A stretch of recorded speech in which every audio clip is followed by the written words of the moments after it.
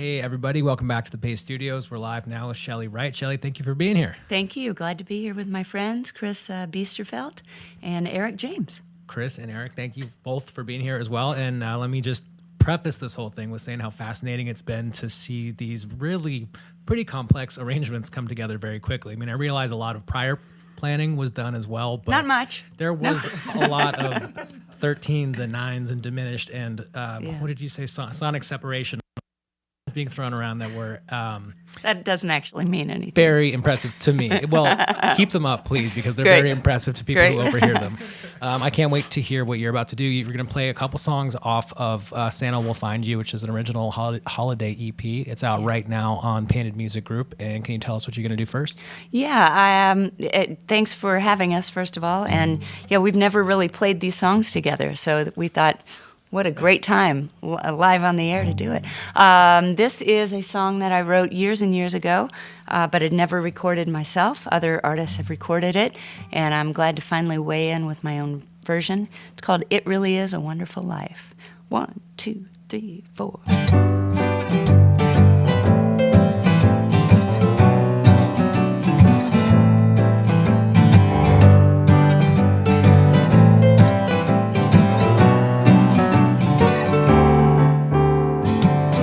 The snow is falling like it does every year. The tree I know so well is aglow, and folks are filled up with their usual holiday cheer as they hang pretty lights and mistletoe. Oh, but this year is different for you and for me. Our own little miracle on our own little street. Never before have I loved silent nights, but now that you're here by my side, baby it is, baby it is, it really is a wonderful life.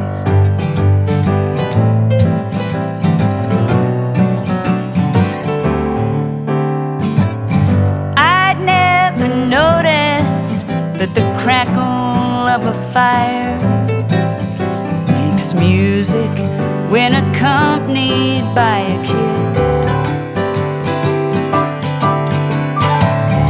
And when did I start having dreams about pumpkin pies? There's not a lot that's sweeter than this. Oh, but this year is better for you and for me. Our own little miracle on our own little street. Never before have I loved silent nights, but now that you're here by my side, baby it is, baby it is, it really is a wonderful life.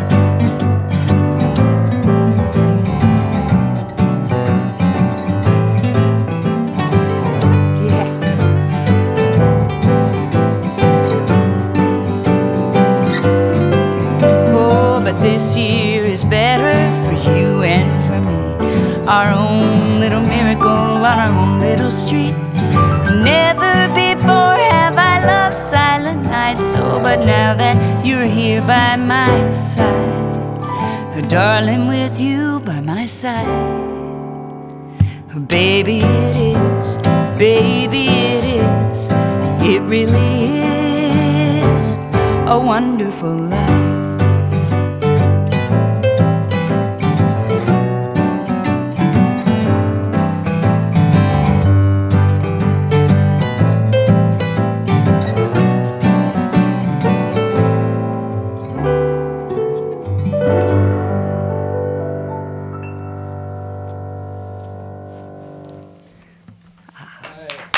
One down. And the audience of 3 goes wild. Thank you. Thanks for sharing that with us. And can we talk a little bit about how this took shape and the collaborators that you worked with in order to bring this project to life? Yeah. I think a prerequisite for most country music artist, which I was and still kind of consider myself, although I kind of have veered into the folk Americana lane. Most of us are expected at some point or another to make a holiday record. Much like if you're a country singer, at some point you have to record a song about trains. So it was always kind of in the back of my mind that I should do a holiday record, and I did. You've already checked off your train song. I did. Yeah. I finally, and you know, a song of mine on a record called "Lifted Off the Ground" that Rodney Crowell produced. There's a song on there called "That Train," which I wrote to satisfy that quota. That, you know, I need a train song. So I specifically set out to check that off the box. And I had recorded a song when I was on MCA Records called Let It Snow, a cover, a Christmas standard, for a compilation record they were doing. And it really didn't kind of wet my whistle to go in and make a whole record. It was fun. I like it. I like to hear it on the radio now and again. But I didn't want to make a holiday record until it felt really right and really time. And because I had written a couple of songs that other artists had recorded for their holiday projects, I always kind of felt good that I had two in my hip pocket, and I'd write a few more when I was ready. Cut to, I had identical twin boys. My wife and I have two little boys. They're 5 years old. And congratulations. Thank you. Yeah. And Christmas, you know, they're Jewish. My wife is Jewish, so we're raising our boys Jewish with an understanding of Christianity as well. But I have to tell you, Santa Claus reigns supreme right now. That's all we're doing. It's all we're talking about. How many more sleeps till Santa comes? And so last year they were pretty worked up and concerned about whether or not Santa would find them on Christmas Eve because we were spending the night in Pennsylvania with some family. They were pretty freaked out that Santa would not be able to locate them to bring the presents. And I assured them that, yes, Santa always knows where you are, and I played him the Mindy Smith version of the Song of Mine, Santa Will Find You, and they just lit up. They said, "Oh, he's magic." I'm like, "Yeah, of course he's magic." so that kind of got my juices going to finally get in and book dates. And I called my pal Jeremy Lister and to produce, and he said, let's bring in Dustin Ransom. And the two of those guys produced, and I just couldn't be happier. I guess I should tune my guitar for the next song, shouldn't I? Yeah, or whatever. I should have been doing that while we were talking. Is there a third topic on that list of? So you got trains checked off the list. We've got Christmas checked off the list. We've got what's coming up next? Well, you know, I'm not one to drink, but I think I should probably. I went back over my catalog a couple of years ago just to kind of see. Make sure there's a whiskey tune in there. To make sure there's a whiskey tune. No, honestly, I wanted to. There was a discussion in country music, commercial country music, pretty broad, healthy discussion about, you know, drinking songs. And it occurred to me, I just didn't think I'd really recorded a lot of drinking songs. So I went back and listened to all of my records, which took a minute, and I really barely mention alcohol in any of my songs. So I think what's true to your experience of. Yeah, I mean, I'm not a big drinker. I used to be able to drink wine a little bit easier. Am I in the right key? Is it? Oh, okay. I'm often not in the right key when we start. I used to. I think enjoy there's a diminished 13th in this one. A diminished, right? And heads up for that. And add tangerine. I used to be able to drink a little bit more, and I enjoyed red wine, but. I get migraines, so the older I get, I'm not able to enjoy alcohol as much as I used to. I don't have any negative thoughts about drinking songs. It's just that I think I should go back to drinking maybe, so I can you know. Said no one ever. All right, can you tell us what's coming up next? What you're playing second? Yes, after I blow my nose, I have The Virus of 2018. Have you guys gotten it yet? Not yet. Well, I'll hug you before I leave and you'll have it. So before I had these two songs in my hip pocket, and I knew I just needed to write three more, and Jeremy and I'd written one. So I had two titles that I knew for sure I wanted to write. I texted my good pal Richard Marks. Richard and I have been friends and co-writers for years, and I texted him, "Hey, Ricardo, I've got two song titles that I want to write with you for my Christmas record. You in?" And he wrote back, #duh. So we got together in January of 2018 at his house in Malibu, he and his beautiful wife, Daisy. And we sat down for an afternoon. And sometimes when you sit down to write, you kind of know you have them before you even sit down.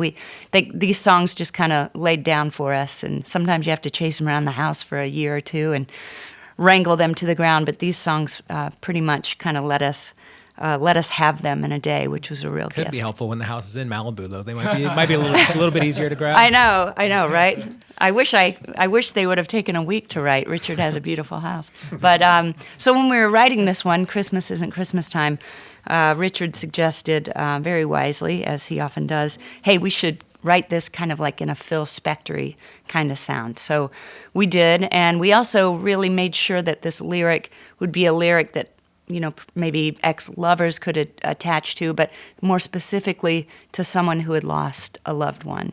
And even more specifically, my sister-in-law's mother, Jeannie, passed away 4 years ago, and she was the one in my mind that I was writing this song about, because I've watched Marcy as the years have gone by, and they put a tree up, she gets ready for Christmas, they get presents for the kids, but I know that in Marcy's mind, Christmas isn't Christmas time without her mom. So this is for Jeannie. Kick us off there. I'll catch up with you. 2, 3, 4.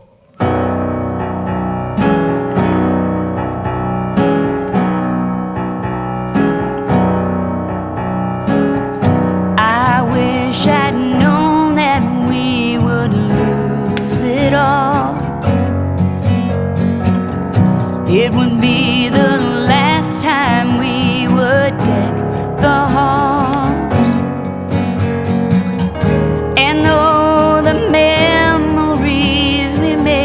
Come shining through.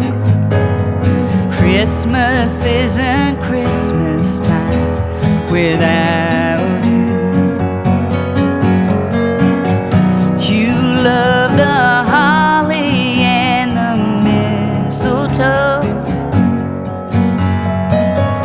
always the first to have your tree aglow. The star you love, it shines a dimmer blue. Christmas isn't Christmas time without you. It may be December and the snow is on the ground. Bells are ringing, children singing, Santa's back in town. Can't seem to find it, magic we once knew. Christmas isn't Christmas time without you.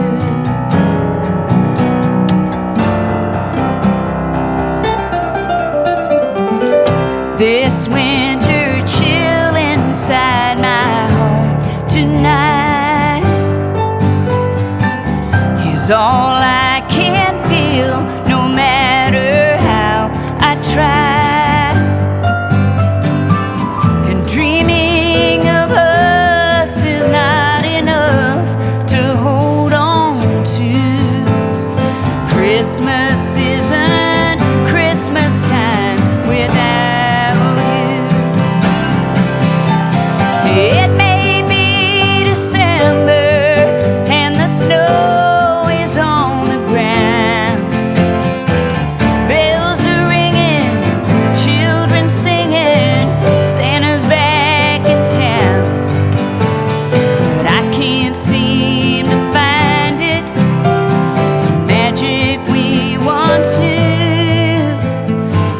Christmas isn't Christmas time without you. Christmas isn't Christmas time without you.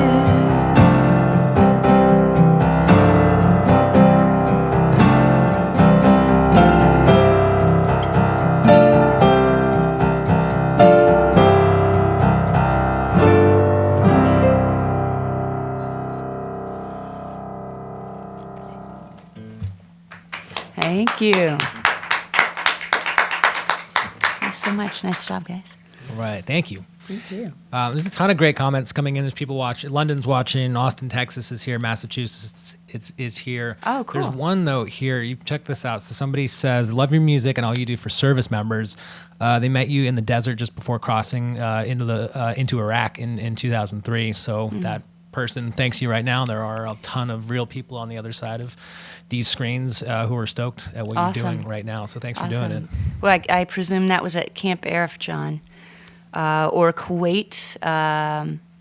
Anyway, whoever said that, thank you. It's always been the greatest thrill for me to get to play and sing for our troops, and lucky to get to do it. I can't wait to go back and bring Christmas shows in the desert are the most fun.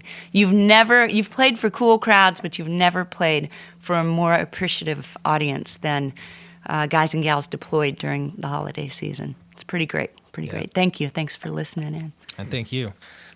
Can we talk a little bit about, we got into the subject of loss earlier before the second song. Can we talk a little bit about the album cover and what it means to you, which, I mean, I don't want to just dive straight into the darkest parts of what we possibly could talk about, but that album why not?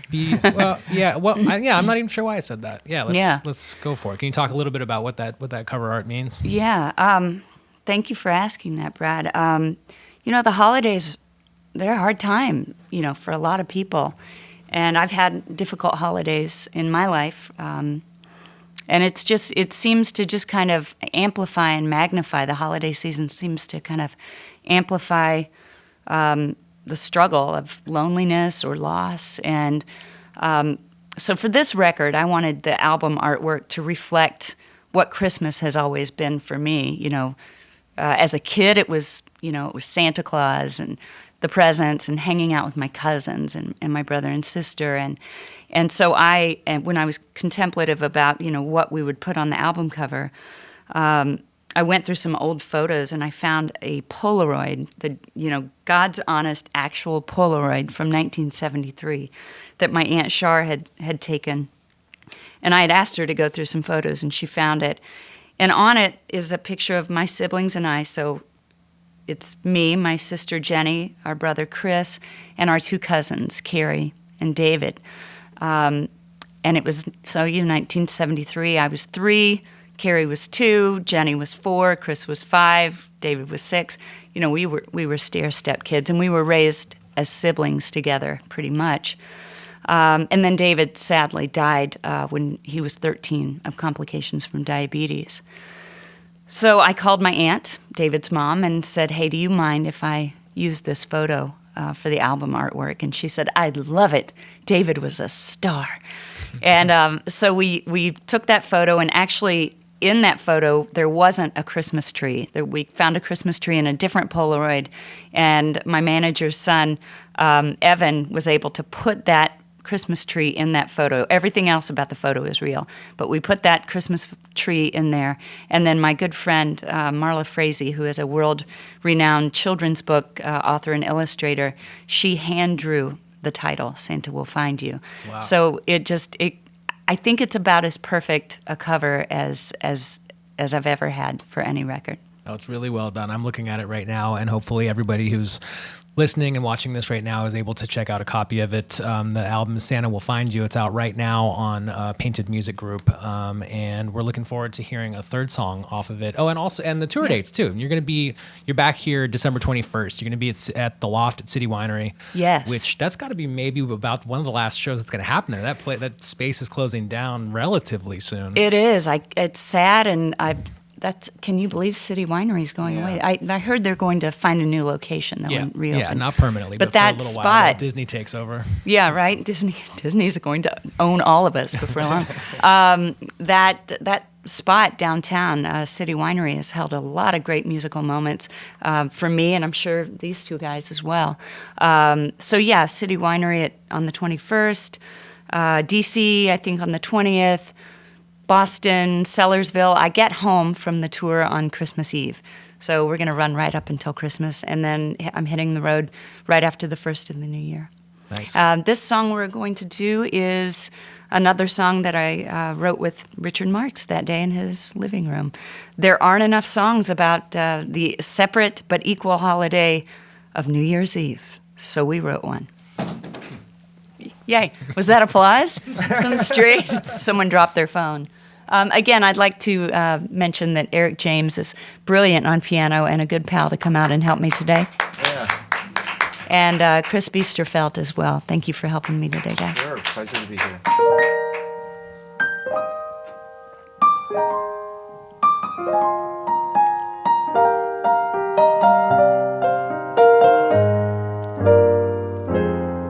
Happy New Year, old friend.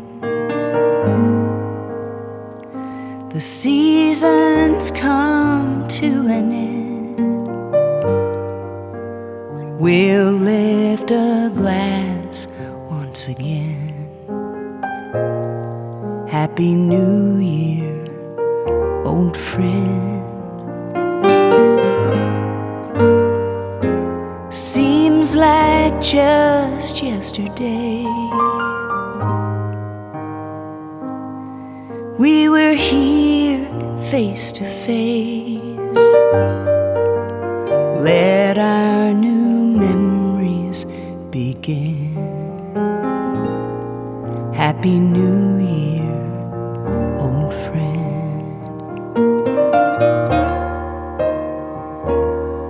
On a night like tonight, when the band's feeling loose, and they'll follow our lead, 'cause we know what to do. Singing Auld Lang Syne as we sway to and fro, and this moment is all that we know. Happy New Year, old friend. The season's come to an end. We'll lift a glass once again. Happy New Year, old friend.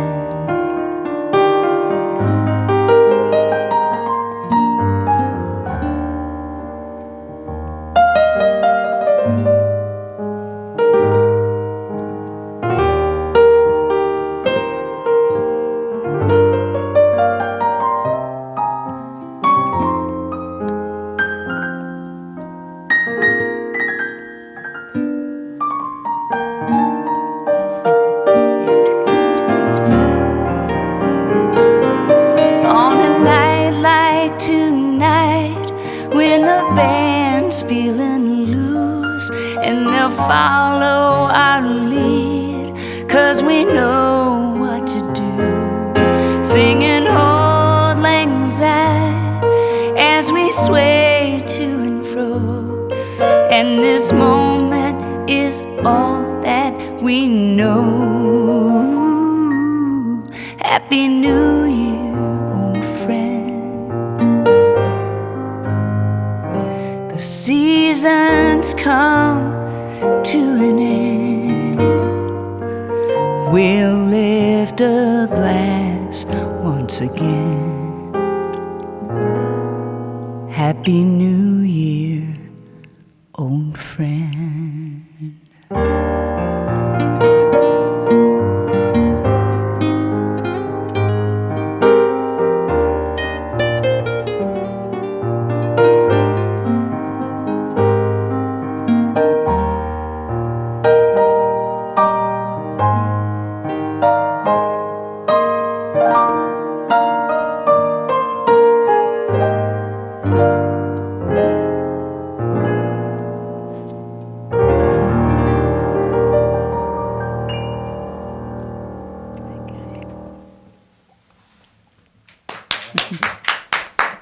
Thanks, everybody.